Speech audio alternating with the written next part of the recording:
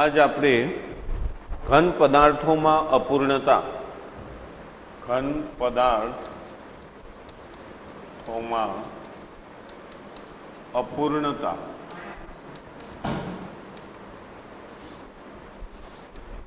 આની ચર્ચા આજ કરવાના છે। ઘન પદાર્થોની અંદર અપૂર્ણતા જે સ્ફટિકમય ઘન પદાર્થ હોય એની અંદર ઘટક કણોની ગોઠવણી ટૂંકા ગાળા કે લાંબા ગાળા સુધી આમ નિયમિત ગોઠવણી થયેલી હોય, પણ છતાંય એની અંદર થોડી ઘણી અપૂર્ણતા રહે છે। અપૂર્ણતા એટલે શું કે ઘટક કણોની જે ગોઠવણી થઈ એની અંદર ઘટક કણો છે એ પોતાના સ્થાનમાં કંઈક એવો ફેરફાર કરી અને અપૂર્ણતા ઉત્પન્ન કરે, એને આપણે ક્ષતિ કહી છે। તો એ ઘન પદાર્થની અંદર ક્ષતિ ઉત્પન્ન થવા પાછળનું કારણ શું હોય કે કોઈ પદાર્થનું જ્યારે આપણે સ્ફટિકીકરણ કરતા હોય, સ્ફટિકીકરણ કરો તમે, દાખલા તરીકે મીઠું છે, મીઠાને તમે પાણીમાં સંતૃપ્ત દ્રાવણ બનાવો અને એને ગેસ ઉપર ગરમ કરો વરાળ નીકળે ત્યાં સુધી, અને પછી એને ઓરડાના તાપમાને ઠંડુ થવા દો એટલે એમાં સોડિયમ ક્લોરાઇડના સ્ફટિક મળે। તો આ જે સ્ફટિક બંધારણ મળે છે એ તમે શું કર્યું કે ઓરડાના તાપમાને એને ઠંડુ થવા દીધું। જો તમે એકદમ ઝડપથી ઠંડુ થવા દો અથવા ખૂબ જ ધીમે ધીમે ઠંડુ થવા દો તો એની અંદર ઘટક કણોની ગોઠવણીમાં અવ્યવસ્થાઓ ઉત્પન્ન થાય, અને આ જે અવ્યવસ્થાઓ ઉત્પન્ન થાય ને એને એ સ્ફટિકની ક્ષતિ બોલાય। ઝડપથી ઠંડુ થવા દેવાથી શું થશે, એના ઘટક કણો છે એ અસ્તવ્યસ્ત ગોઠવાઈ જશે। દાખલા તરીકે આપણો એક ક્લાસરૂમ હોય, એ ક્લાસરૂમની અંદર તમને 30 જણાને બેન્ચ ઉપર બેસાડી દઈ અને ફિક્સ કરી દીધી કે તમારી આ જગ્યા, તમારે હવે એ જગ્યાએ જ બેસવાનું। હવે માની લો કે એક પીરિયડ પતી ગયો છે અને રિસેસ નથી પડી, તમે બધા બહાર લોબીમાં નીકળ્યા અને બહારથી કોઈ એવા સાહેબ આવે જેની બીક તમને સૌથી વધારે લાગે છે, એટલે લોબીમાં ઊભા રહ્યો એટલે ફટકારે, એટલે શું કરશો, બધા એકદમ ઝડપથી ક્લાસરૂમની અંદર આવી જાઓ, જ્યાં જગ્યા મળી ત્યાં બેસી જાઓ, એટલે અવ્યવસ્થિત બેઠા, જે તમારી મૂળ જગ્યાએ નથી બેઠા। તો ઘટક કણોની અંદર સ્ફટિકીકરણ જ્યારે ખૂબ ઝડપથી ઠંડુ પાડો ને ત્યારે એના ઘટક કણો શું કરે, અવ્યવસ્થિત ગોઠવાઈ જાય। તો આને ઘન પદાર્થની અપૂર્ણતા બોલાય અથવા એને ક્ષતિ બોલાય। તો ક્ષતિ એટલે ઘટક કણોની ગોઠવણીની અંદર જોવા મળતી અવ્યવસ્થાઓ છે। તો આવી જે ક્ષતિ છે, અપૂર્ણતા ઘન પદાર્થની, એના કુલ 2 પ્રકારો છે। એક ક્ષતિને 2 પ્રકારે ઓળખાય છે, એક બિંદુ ક્ષતિ અને બીજી જે ક્ષતિ છે એને રેખા ક્ષતિ બોલાય। એટલે ક્ષતિના 2 પ્રકારો, બિંદુ ક્ષતિ અને રેખા ક્ષતિ। રેખા ક્ષતિનો અભ્યાસ છે એ આપણા સિલેબસની અંદર નથી, એટલે આપણે બિંદુ ક્ષતિનો જ અભ્યાસ કરવાનો થશે, પણ કેને કહેવાય રેખા ક્ષતિ એ આપણે જાણશું। બિંદુ ક્ષતિ એને કહેવાય કે જ્યારે ઘટક કણો છે એની ગોઠવણીમાં એનો કોઈ પરમાણુ કે આપણે એને કણ કહી, એ કણના સ્થાન બદલાયેલ હોય, તો એવી જે ક્ષતિ જોવા મળે, ઘટક કણ અથવા પરમાણુ અથવા લેટિસ બિંદુ એનું સ્થાન બદલાયેલું હોય સ્ફટિકની અંદર, બિંદુનું જ સ્થાન બદલાય, તો એ જે બન્યું એને બિંદુ ક્ષતિ બોલાય। પણ જો આખી ઘટક કણોની જે હાર છે, કણોની હરોળ, આ આખી હરોળમાં ફેરફાર થયેલ હોય, હરોળ જ ચેન્જ થઈ જાય, પોતાનું સ્થાન આખી હરોળ બદલી નાખે, તો એ બની ગઈ રેખા ક્ષતિ। પણ આપણે રેખા ક્ષતિનો અભ્યાસ નથી, પણ આપણે એટલું યાદ રાખવાનું, રેખા ક્ષતિ કેને કહેવાય તો કે એની હરોળની જે આદર્શ ગોઠવણી હોય ને એમાં અનિયમિતતા જોવા મળે, એટલે એ રેખા ક્ષતિ બની ગઈ। અને ખાલી ઘટક કણનું સ્થાન બદલાયેલું હોય, પરમાણુ કે કણ કે અણુનું, તો એ બિંદુ ક્ષતિ બની, એમાં એક જ કણ છે એ પોતાનું સ્થાન બદલ્યું હોય. તો આવી બિંદુ ક્ષતિના અભ્યાસમાં આપણે બિંદુ ક્ષતિને 3 વિભાગની અંદર વહેંચીએ. એક તત્વયોગમિતીય ક્ષતિ,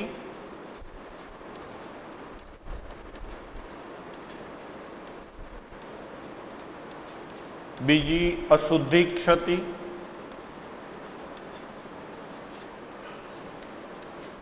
અને ત્રીજી બિન તત્વયોગમિતીય ક્ષતિ.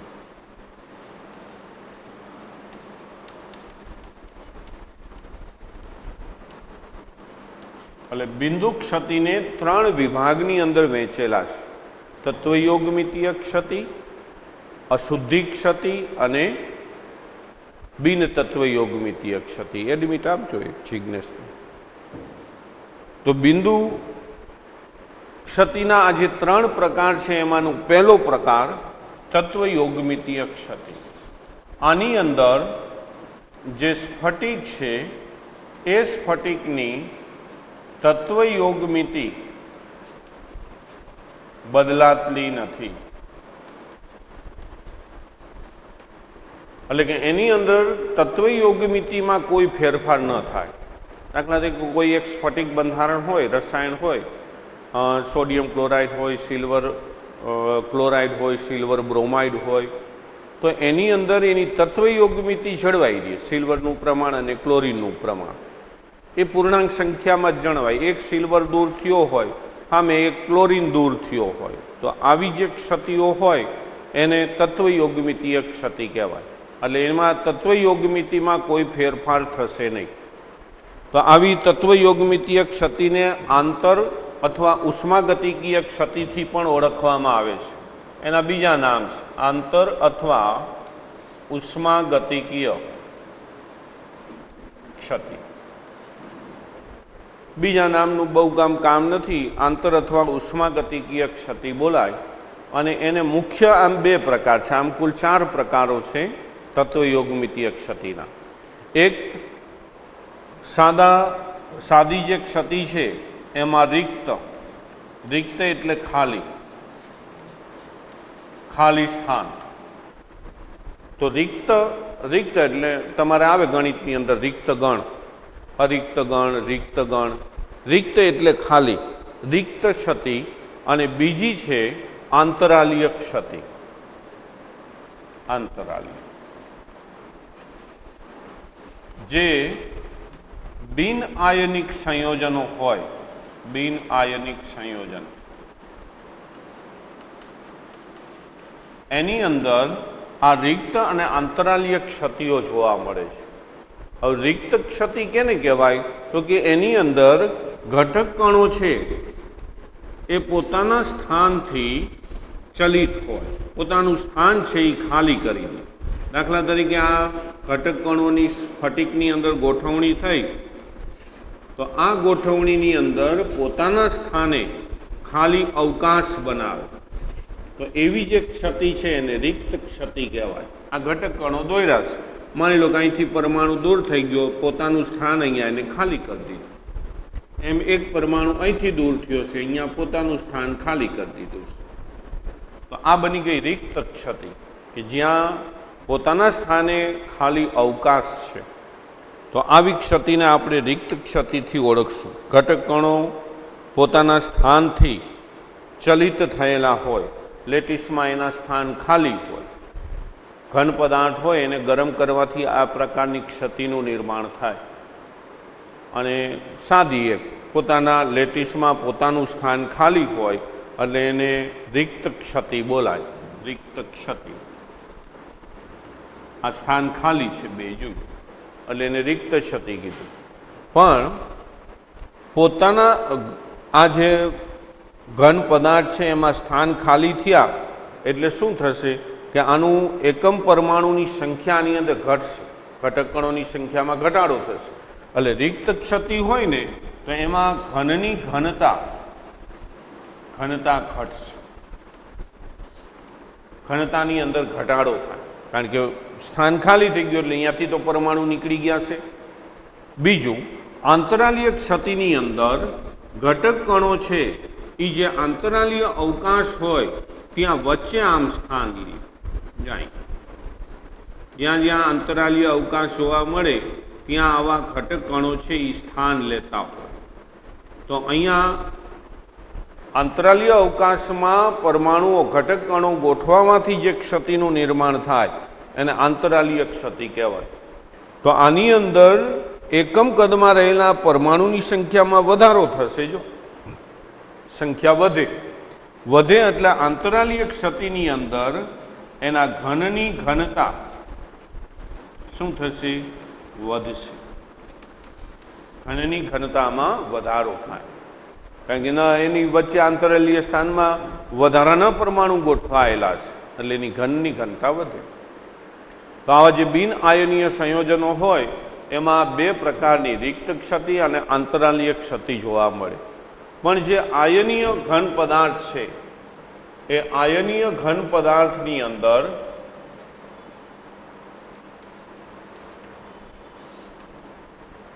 રિક્ત ક્ષતિ અને આંતરાલીય ક્ષતિની જગ્યાએ બીજા અન્ય બે નામનો ઉપયોગ થાય છે અને એ બે પ્રકારની ક્ષતિ એમાં જોવા મળે. પણ એ આયનીય ઘન હોય એટલે એની અંદર ગણવાની.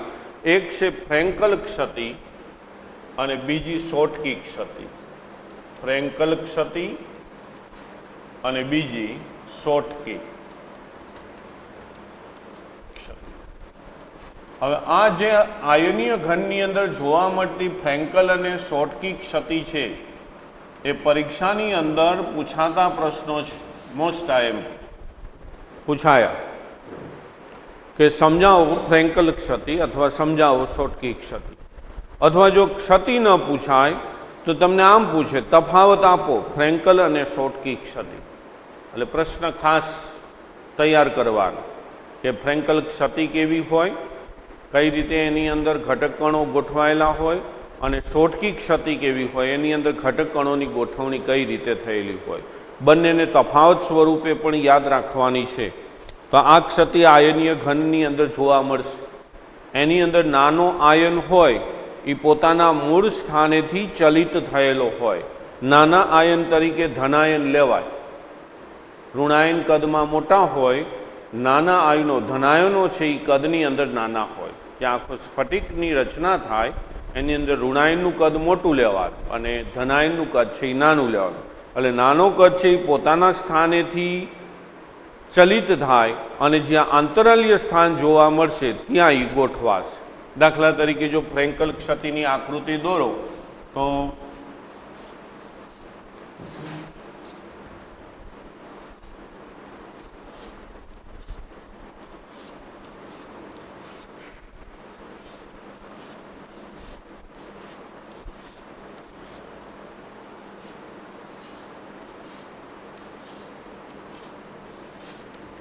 Minus plus minus plus minus plus minus plus minus plus minus plus minus minus plus minus plus minus plus minus ने प्लस.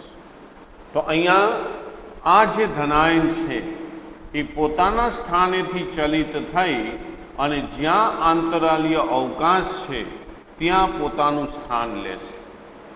એટલે નાનો આયન એટલે કે ધનાયન પોતાના સ્થાનેથી ચલિત થઈ અને આંતરાલીય અવકાશમાં સ્થાન લે. એટલે પોતાના સ્થાને એને ખાલી અવકાશ કર્યો એટલે અહીંયા એને રિક્ત ક્ષતિ ઉત્પન્ન કરી. જોઈ લો, કારણ કે પોતે પોતાનું સ્થાન ગુમાવી દીધું છે ત્યાં.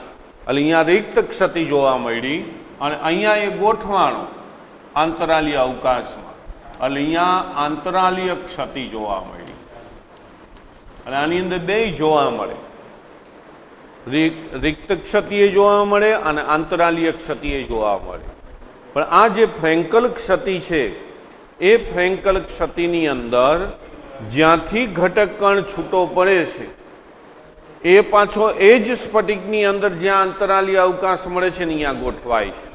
એટલે ફ્રેન્કલ ક્ષતિની અંદર આ સ્ફટિકમાં જેની ઘનતા છે એ ઘનતામાં ફેરફાર થતો નથી. ફેરફાર થતો નથી કારણ કે અહીંથી પરમાણુ નીકળ્યો અને એ જ સ્ફટિકની અંદર જ્યાં અવકાશ મળ્યો ત્યાં ગોઠવાણો છે. એટલે પરમાણુ તો એમાં ને એમાં જ રહ્યો સ્ફટિકની અંદર જ. એટલે એની અંદર તમને ઘનની ઘનતા છે, સ્ફટિકની ઘનતા છે, એમાં કોઈ ફેર પડશે નહીં. એટલે ઘનતા બદલાશે નહીં.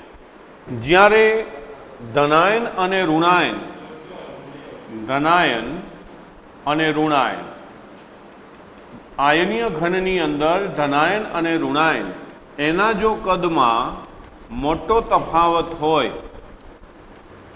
ત્યારે આ પ્રકારની ક્ષતિ જોવા મળે, ફ્રેન્કલ ક્ષતિ. ધનાયન કરતાં ઋણાયન કદમાં મોટો હોય એટલે બે વચ્ચેનો તફાવત રહ્યો એ મોટો મળશે, કદનો તફાવત. તો એવા જે બિન આયનીય સંયોજન હોય એની અંદર આપણને ફ્રેન્કલ ક્ષતિ જોવા મળે. એટલે ફ્રેન્કલ ક્ષતિ જોવા મળતા સંયોજનમાં zinc sulphide, silver chloride, silver bromide, silver iodide, આ બધા જ આયનીય સંયોજનની અંદર આપણને ફ્રેન્કલ ક્ષતિ જોવા મળે છે. તો ફ્રેન્કલ ક્ષતિમાં શું થયું? ફરી એકવાર આયનીય ઘનની અંદર જોવા મળશે. સામાન્ય રીતે નાનો આયન છે એ પોતાના જે સ્થાન છે ત્યાંથી આંતરાલીય સ્થાનમાં ગોઠવાશે. એટલે પોતાના સ્થાને એને રિક્ત ક્ષતિ ઉત્પન્ન કરી, નવા સ્થાને એને આંતરાલીય ક્ષતિ ઉત્પન્ન કરી. અહીંયા રિક્ત ક્ષતિ ઉત્પન્ન કરી, નવું સ્થાન આ મળ્યું તો અહીંયા એને આંતરાલીય ક્ષતિ ઉત્પન્ન કરી. તો આ પ્રકારની જે ક્ષતિ છે ફ્રેન્કલ ક્ષતિ, એને વિસ્થાપનીય ક્ષતિ પણ બોલાય. કારણ કે નાનો આયન છે પોતાના સ્થાનથી વિસ્થાપિત થાય છે, પાછો રહે છે એમાં ને એમાં સ્ફટિકમાં જ, એટલે વિસ્થાપનીય ક્ષતિ બોલાય. ઘન પદાર્થની ઘનતામાંય ફેરફાર નથી થતો, પરમાણુ તેમાં તેમાં છે એટલે. તો ફ્રેન્કલ ક્ષતિ ક્યારે જોવા મળે? તો કે જ્યારે આયનીય સંયોજનની અંદર ધનાયન અને ઋણાયનના કદમાં જ્યારે મોટો તફાવત હોય ત્યારે આ પ્રકારની ક્ષતિ જોવા મળે. ઉદાહરણોની અંદર zinc sulphide, silver chloride, silver bromide ને AgI, એમાં આ જે આયન છે Zn+2, સિલ્વર Ag+, આ આયનો છે એ કદમાં ઋણાયન કરતાં નાના હોય છે, કદમાં નાના છે. એટલે ઋણાયન કરતાં એનું કદ નાનું છે, એટલે કદની અંદર તફાવત મોટો થયો તો આ પ્રકારની ક્ષતિ છે એ જોવા મળે, ફ્રેન્કલ ક્ષતિ. મોસ્ટ IMP કરવા જેવો પ્રશ્ન પરીક્ષામાં પૂછાય 2 માર્કમાં. ત્યાર પછી બીજી આવે છે શોટકી ક્ષતિ. આ ક્ષતિની અંદર આયનીય સંયોજનની અંદર જ જોવા મળશે, પણ આની અંદર જ્યારે આયન છે એ પોતાના સ્થાનેથી દૂર થાય ધનાયન, તો સામે એક ઋણાયન પણ પોતાના સ્થાનેથી દૂર થશે. એટલે શું થશે કે આ સ્ફટિક પોતાની વીજ તટસ્થતા જાળવી રાખશે. જેટલો ધનાયન દૂર થયા હોય ને સામે એટલા જ ઋણાયનો દૂર થાય. દાખલા તરીકે આની આપણે આકૃતિ દોરી તો આ ઋણાયન ધનાયન, ઋણાયન ધનાયન, ઋણાયન ધનાયન, ઋણ ધન,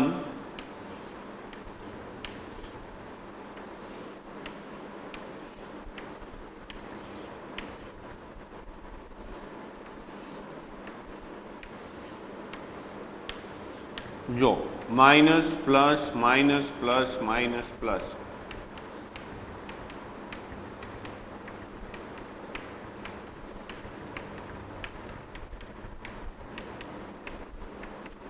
માની લો કે અહીંથી ધનાયન પોતાના સ્થાનેથી છૂટો પડ્યો તો સામે એક ઋણાયન પણ છૂટો પડશે. એટલે ધન અને ઋણ બંને છૂટા પડી ગયા. એટલે વીજ તટસ્થતા તો પોતે જાળવી જ રાખી, કારણ કે જેટલા ધનાયન છે એટલા જ પાછા શું છે? ઋણાયન છે. રેડી? જેટલા ધનાયન હોય એટલા ઋણાયન, એટલે વીજ તટસ્થતા એ જાળવી રાખે. જો આની અંદરથી 2 ધનાયન છૂટા પડે તો 2 ઋણાયન છૂટા પડે.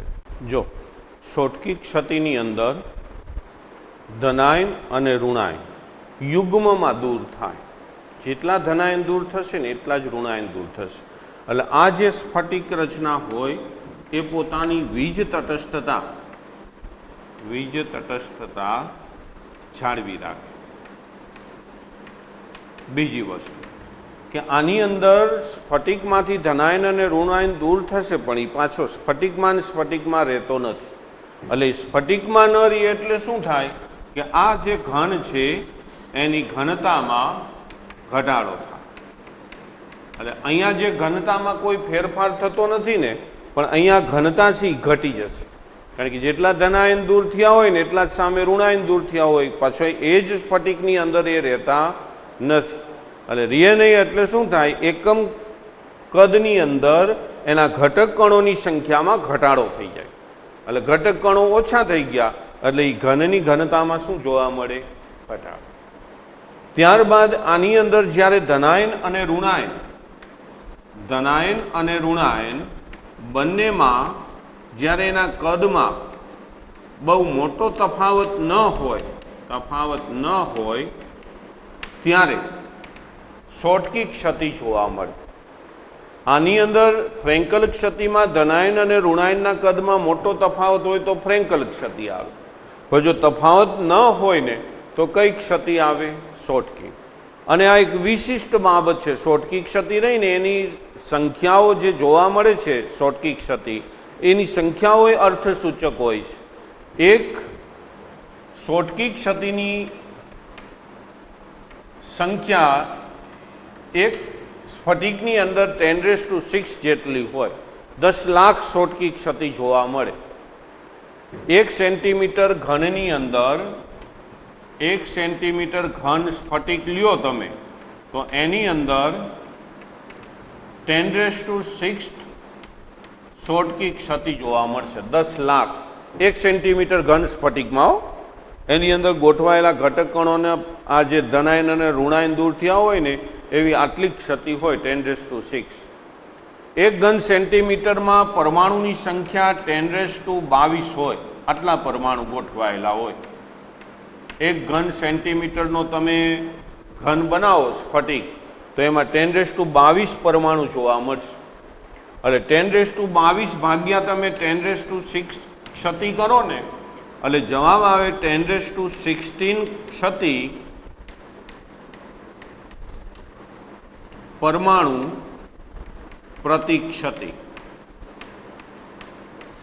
10⁻16 પરમાણુએ એક ક્ષતિ ઉત્પન્ન થઈ. તો કુલ આવી 1 સેન્ટીમીટર ઘનની અંદર 10⁻6 ક્ષતિ જોવા મળશે. એટલે આ ખાસ શોર્ટ ક્વેશ્ચન માટે યાદ રાખવાનું કે 1 ઘન સેન્ટીમીટર કદ હોય સ્ફટિકનું તો એની અંદર ક્ષતિની સંખ્યા કેટલી હોય? 10⁻16. કુલ પરમાણુની સંખ્યા હોય 10⁻22. એટલે 10⁻22 ને તમે ક્ષતિની સંખ્યા વડે ભાગો એટલે આટલા પરમાણુએ એક ક્ષતિ જોવા મળશે. એટલે એક ક્ષતિ 10⁻16 પરમાણુએ થઈ. શોર્ટ ક્વેશ્ચન માટે યાદ રાખવાનું કે 10⁻16 પરમાણુ જ્યારે એક સ્ફટિકની અંદર ગોઠવાયેલા હોય તો એમાં એક શોટકી ક્ષતિ આપણને જોવા મળશે. આ શોટકી ક્ષતિ માટે જેમ અહીંયા zinc sulphide, AgCl, AgBr, AgI છે એમ સોડિયમ ક્લોરાઇડ, પોટેશિયમ ક્લોરાઇડ, પછી સિલ્વર બ્રોમાઇડ આ બધાની અંદર શોટકી ક્ષતિ જોવા મળે છે. તો આની અંદર એક પદાર્થ એવો આવ્યો કે જેની અંદર બંને પ્રકાર બેયની અંદર ઉદાહરણ આવે છે. દાખલા તરીકે સિલ્વર બ્રોમાઇડ શોટકી ક્ષતિમાય છે અને ફ્રેન્કલ ક્ષતિમાય છે. જો એટલે શોર્ટ ક્વેશ્ચન આ બોર્ડની અંદર પૂછાયેલો છે. નીચેનામાંથી કયા પદાર્થમાં શોટકી અને ફ્રેન્કલ બંને ક્ષતિ જોવા મળશે? તો ખાસ ધ્યાન રાખજો, સિલ્વર બ્રોમાઇડમાં શોટકી અને ફ્રેન્કલ બેય ક્ષતિઓ જોવા મળે છે. શોટકી ક્ષતિ, ફ્રેન્કલ ક્ષતિ આ પ્રકારેની એ જોવા મળે સિલ્વર બ્રોમાઇડમાં અને આ પ્રકારેની શોટકી ક્ષતિ એ જોવા મળે છે. આ એક જ પદાર્થ એવો છે સિલ્વર બ્રોમાઇડ કે જેની અંદર બેય પ્રકારની ક્ષતિ છે. બાકી બીજા બધા અલગ પડે. Zinc sulphide, silver chloride, silver iodide એની અંદર ફક્ત ફ્રેન્કલ ક્ષતિ જ હોય. એમ sodium chloride, potassium chloride, caesium chloride આ બધાની અંદર શોટકી ક્ષતિ જ જોવા મળે. પણ AgBr એક એવો પદાર્થ છે જે આ બંને ક્ષતિ દર્શાવશે. એટલે આ જે આપણું થઈ એ તત્વયોગમિતીય ક્ષતિ થઈ.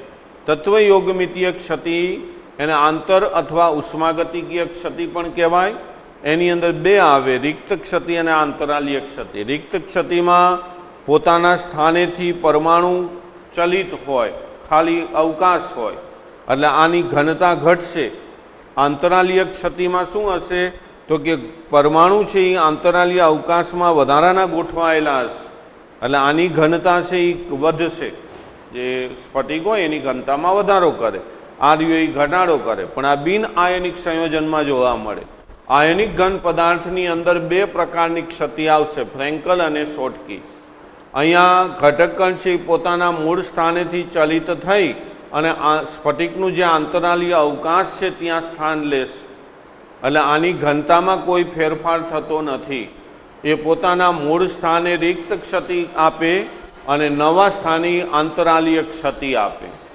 આ સિવાય ધનાયન અને ઋણાયનના કદમાં જ્યારે મોટો તફાવત હોય ત્યારે ફ્રેન્કલ ક્ષતિ મળે। અને બીજી વસ્તુ કે zinc sulphide, silver chloride, silver bromide, આયોડાઇડની અંદર ફ્રેન્કલ ક્ષતિ હોય। શોટકી ક્ષતિની અંદર જે ખોવાયેલા કે ગુમ થયેલા જે આયનો છે એમાં ધનાયન અને ઋણાયનોની સંખ્યાઓ સમાન હોય, એટલે આ સ્ફટિક છે એ પોતાની અંદર વીજ તટસ્થતાઓ જાળવી રાખે। જેટલા ધનાયન ઓછા હોય એટલા જ સામે ઋણાયન ઓછા હોય, એટલે વીજ તટસ્થતા જાળવી રાખવાનું એ કામ કરે। અને આ જે શોટકી ક્ષતિ છે એની સંખ્યાઓ અર્થસૂચક હોય। તમને કીધું એમ કે 1 ઘન સેન્ટીમીટરમાં 10⁶ ક્ષતિ જોવા મળે, પણ 1 ઘન સેન્ટીમીટરમાં આયનો અથવા પરમાણુની સંખ્યા રહીને અણુની સંખ્યા એ 10⁻22 હોય, તો 10⁻16 પરમાણુએ, અણુએ અથવા આયને એક તમને ક્ષતિ જોવા મળશે। અને આ શોટકી ક્ષતિમાં પરમાણુ છે એ સ્ફટિકને છોડી દે છે, જેટલા ધનાયન છોડે છે એટલા જ સામે ઋણાયન છોડે છે, એટલે એની ઘનતાની અંદર શું જોવા મળશે? ઘટાડો। ધનાયન અને ઋણાયનના કદની અંદર જ્યારે મોટો તફાવત ન હોય ત્યારે શોટકી ક્ષતિ હોય। એના ઉદાહરણો આ યાદ રાખવાના। એમાં સિલ્વર બ્રોમાઇડ છે એમાં બે પ્રકારની ક્ષતિ જોવા મળશે, શોટકી અને ફ્રેન્કલ। રેડી? તો આ થઈ ક્ષતિઓ। ત્યાર પછી આવે છે અશુદ્ધિ ક્ષતિ। આ ક્ષતિમાં દાખલા તરીકે સોડિયમ ક્લોરાઇડનું જે દ્રાવણ હોય, પીગાળેલું દ્રાવણ, એની અંદર થોડાક પ્રમાણમાં સ્ટ્રોન્શિયમ ક્લોરાઇડ અલ્પ પ્રમાણમાં, સાવ અલ્પ પ્રમાણ હોય, સ્ટ્રોન્શિયમ ક્લોરાઇડની જો અશુદ્ધિ રહેલી હોય તો સોડિયમ ક્લોરાઇડની જે રચના થાય છે, માની લો કે આ સોડિયમ ક્લોરાઇડની રચના છે Na+Cl-, Na+Cl-,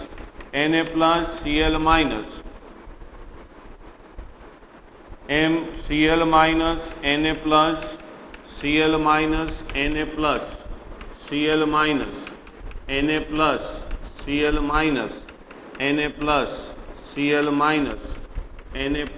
Na+Cl-, Na+, આ જે સોડિયમ ક્લોરાઇડના પીગાળેલું જે દ્રાવણ છે એનું આખું આ બંધારણ છે, સ્ફટિક બંધારણ।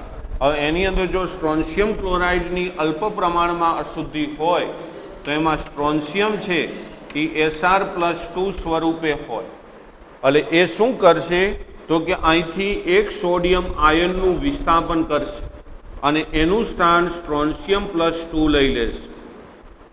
એટલે એના ઘટક જે આયનની ગોઠવણી હોય સોડિયમ ક્લોરાઇડમાં, સોડિયમ આયનનું વિસ્થાપન સ્ટ્રોન્શિયમ+2 થી થાય, પણ અહીંયા વીજ તટસ્થતા બદલાઈ જાય છે। જો એક સોડિયમ આયન એટલે Na+ ગયો, +1 ગયો અને આવ્યો +2, એટલે સ્ટ્રોન્શિયમ+2 છે એ બીજા સોડિયમ આયનનું પણ વિસ્થાપન કરે, પણ આ સ્થાન ખાલી રહી। એટલે જેટલા સ્ટ્રોન્શિયમ આયન ગોઠવાય એટલા જ સામે તમને સ્ફટિકની અંદર રિક્ત સ્થાનો જોવા મળશે, ખાલી સ્થાન। એટલે આના ઉપરનો એક આપણે દાખલો છે એનો આપણે અભ્યાસ કરશું કે જેટલા સ્ટ્રોન્શિયમ આયન ગોઠવાશે ને સામે એટલા જ સ્ફટિકની અંદર ખાલી સ્થાન પણ જોવા મળશે। તો આ પ્રકારની જે ક્ષતિ હોય એને અશુદ્ધિ ક્ષતિ કહેવાય। આવી જ ક્ષતિ સિલ્વર ક્લોરાઇડના દ્રાવણમાં કેડમિયમ ક્લોરાઇડની અશુદ્ધિ જોવા મળે છે, CdCl2ની। AgClનું જે સ્ફટિક બંધારણ હોય એની અંદર વચ્ચે કેડમિયમ+2 આયન એક Ag+નું વિસ્થાપન કરે અને એક Ag+ વધારાનો વિસ્થાપન કરશે, પણ એ સ્થાન છે એ ખાલી રાખશે। એક સ્થાનમાં કેડમિયમ+2 ગોઠવાય એક Ag+નું સ્થાન ખાલી રહે, જેમ સેમ આમાં થાય છે એ રીતે. તો આ પ્રકારની જે ક્ષતિઓ હોય એને અશુદ્ધિ ક્ષતિ બોલાય. અશુદ્ધિ. પરીક્ષાની અંદર પ્રશ્ન પૂછાય, સમજાવો અશુદ્ધિ ક્ષતિ. તો અશુદ્ધિ ક્ષતિમાં સોડિયમ ક્લોરાઇડ અને સ્ટ્રોન્શિયમ ક્લોરાઇડનું ઉદાહરણ લઈને સમજાવવાનું. અથવા આવું પણ પૂછાય, નીચેનામાંથી શેમાં અશુદ્ધિ ક્ષતિ જોવા મળશે? તો સોડિયમ ક્લોરાઇડના પીગાળેલા દ્રાવણમાં અલ્પ માત્રામાં અશુદ્ધિ જો સ્ટ્રોન્શિયમ ક્લોરાઇડની હોય તો એમાં એ અશુદ્ધિ ક્ષતિ જોવા મળે. તો આ બે પ્રકાર થયા બિંદુ ક્ષતિના, તત્વયોગમિતીય ક્ષતિ, અશુદ્ધિ ક્ષતિ. હવે આવે છે બિન તત્વયોગમિતીય ક્ષતિ, ત્રીજો પ્રકાર. તો આ બિન તત્વયોગમિતીય ક્ષતિ છે એને મુખ્યત્વે બે પ્રકારની અંદર વહેંચવામાં આવી છે. એક ધાતુ વધારો ક્ષતિ અને એક ધાતુ ઉણપ ક્ષતિ. એટલે એના પાછા બે પ્રકારો. હવે જો પરીક્ષાની અંદર 3 માર્કની અંદર પ્રશ્ન પૂછાય કે બિન તત્વયોગમિતીય ક્ષતિ સમજાવો, તો આખો બે પ્રકાર સમજાવવાના. કે બિન તત્વયોગમિતીય ક્ષતિ બે પ્રકારની હોય, એક ધાતુ વધારો ક્ષતિ અને બીજી ધાતુ ઉણપ ક્ષતિ. આની અંદર સ્ફટિક રચના જે હોય એની તત્વયોગમિતિ બદલાશે. જેમ અહીંયા તત્વયોગમિતિની અંદર કોઈ ફેરફાર નહોતો થતો, પણ અહીંયા બિન તત્વયોગમિતીય ક્ષતિમાં એની સ્ફટિકની તત્વયોગમિતિ જળવાઈ રહેતી નથી, એટલે એની તત્વયોગમિતિની અંદર ફેરફારો થાય છે. તો આવી જે ક્ષતિ છે એને બે વિભાગમાં વહેંચવામાં આવી છે, ધાતુ વધારો ક્ષતિ અને ધાતુ ઉણપ ક્ષતિ. ધાતુ વધારો ક્ષતિ છે એને પાછું ધાતુ વધારો ક્ષતિને પાછા બે વિભાગ, અલગ વિભાગ પાડવામાં આવ્યા છે. ધાતુ વધારો ક્ષતિમાં એમાં ઋણાયન એટલે એનાયન, એ ઋણાયન નું સ્થાન છે એ ખાલી થાય અને જોવા મળતી ધાતુ વધારો ક્ષતિ. એનાયનનું સ્થાન ખાલી થઈ અને જોવા મળતી ધાતુ વધારો ક્ષતિ. આમ એને કહેવાય એનાયોનિક રિક્ત સ્થાનોના કારણે. એનાયોનિક રિક્ત સ્થાનો એટલે ઋણાયનનું ખાલી સ્થાન, એના લીધે થતી ધાતુ વધારો ક્ષતિ. અને બીજી છે ધાતુ વધારો ક્ષતિમાં આંતરાલીય સ્થાન પર વધારાના ધનાયનની હાજરીના કારણે. એટલે આંતરાલીય સ્થાન પર વધારાના ધન આયન ને કારણે થતી ધાતુ વધારો ક્ષતિ. એટલે ધાતુ વધારો ક્ષતિના બે પ્રકાર, એક એનાયનના સ્થાનમાં થતી ધાતુ વધારો ક્ષતિ ખાલી સ્થાનના લીધે, ઋણાયનના ખાલી સ્થાન અથવા એનાયનનું રિક્ત સ્થાન જેમાં થતી ધાતુ વધારો ક્ષતિ, અને આંતરાલીય સ્થાન પર વધારાના ધનાયનની હાજરીના કારણે થતી ધાતુ વધારો ક્ષતિ, કે જેની અંદર ધાતુનો શું થશે? વધારો થશે. હવે પહેલો આપણે આનો અભ્યાસ કરીશું કે એનાયન જે છે એના રિક્ત સ્થાન, એનાયન અથવા ઋણાયન એના રિક્ત સ્થાન પર, રિક્ત સ્થાનમાં થતી ધાતુ વધારો ક્ષતિ.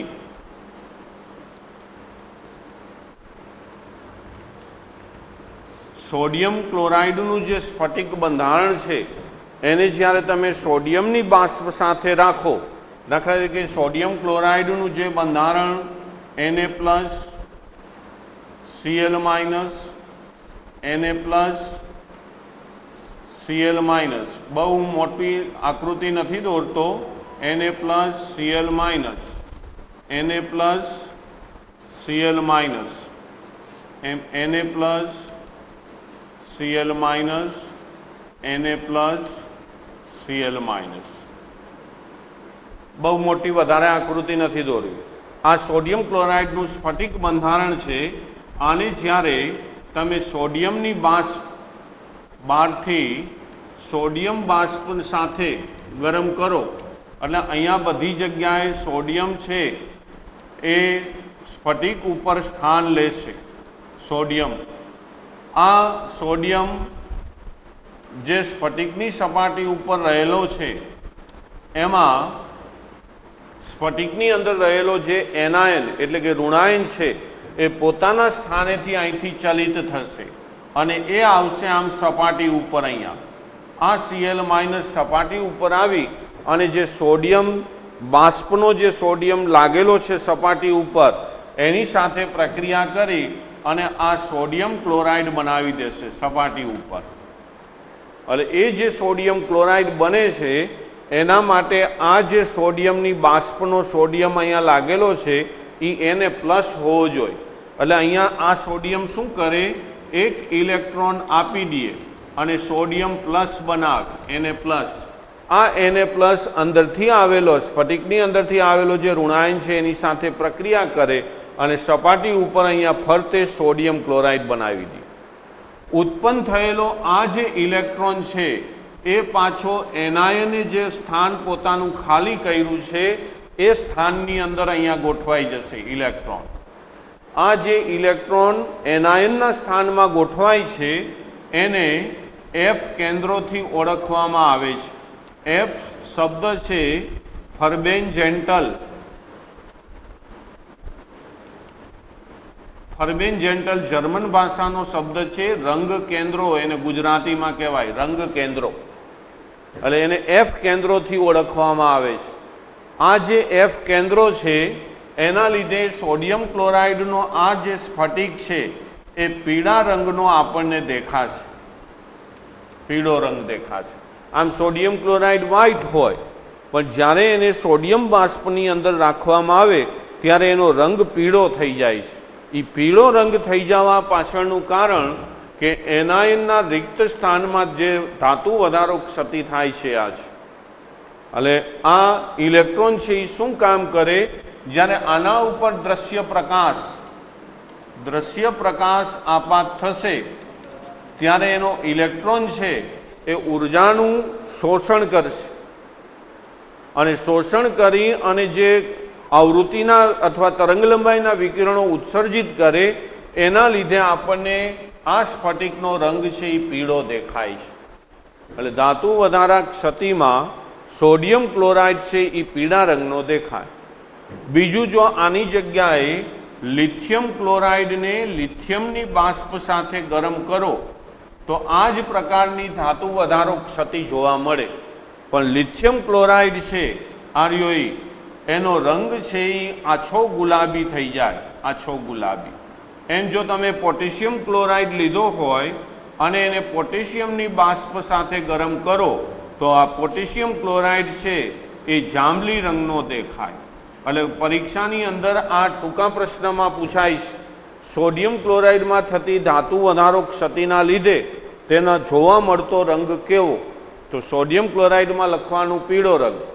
પણ જો લિથિયમ ક્લોરાઇડ પૂછે કે એની અંદર જોવા મળતી ધાતુ વધારો ક્ષતિના પરિણામે રંગ પરિવર્તન જણાવો તો એ આછો ગુલાબી આપે અને પોટેશિયમ ક્લોરાઇડ હોય તો એ કેવો રંગ આપે, જાંબલી આપે. એટલે આ જે રંગ પરિવર્તન થાય છે એની પાછળનું કારણ એના F કેન્દ્રો છે.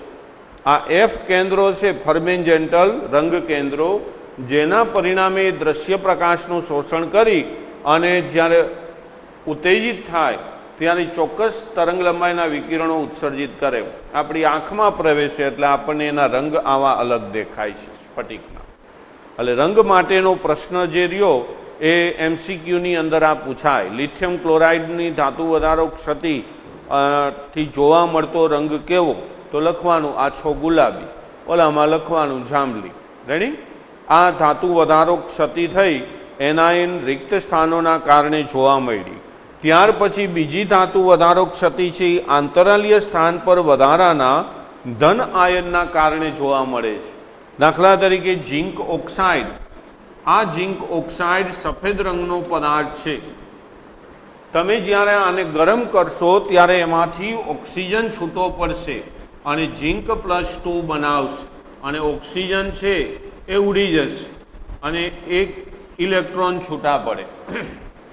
એટલે શું થાય કે ઝીંક ઓક્સાઇડના સ્ફટિકને જ્યારે ગરમ કરવામાં આવે ત્યારે એમાં ઝીંક+2 બને, ઓક્સિજન પોતાનું સ્થાન છોડીને વયો જશે, એટલે ઝીંક+2 છે એનું પ્રમાણ છે એ ધાતુની અંદર વધતું જશે, એટલે ધનાયન છે એ વધે છે. જો એટલે ધાતુ વધારો, ધાતુનું પ્રમાણ વધ્યું એટલે ધાતુ વધારો ક્ષતિ આપણે કીધું. અને આ સફેદ રંગનો ઝીંક ઓક્સાઇડ હતો એને ગરમ કરવાથી એ પીળા રંગનો પદાર્થ બની જશે ધાતુ વધારો ક્ષતિના લીધે. એટલે રંગ પરિવર્તન કેવું થયું? સફેદમાંથી પીળો રંગ બની ગયો. રેલી ધાતુ વધારો ક્ષતિ આને કહેવાય.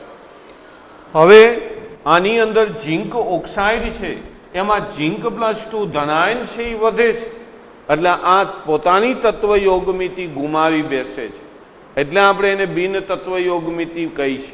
તો અહીંયા ઝીંક ઓક્સાઇડનું સૂત્ર હવે આવું થઈ જશે, ઝીંક1+xO આવું થઈ જાય.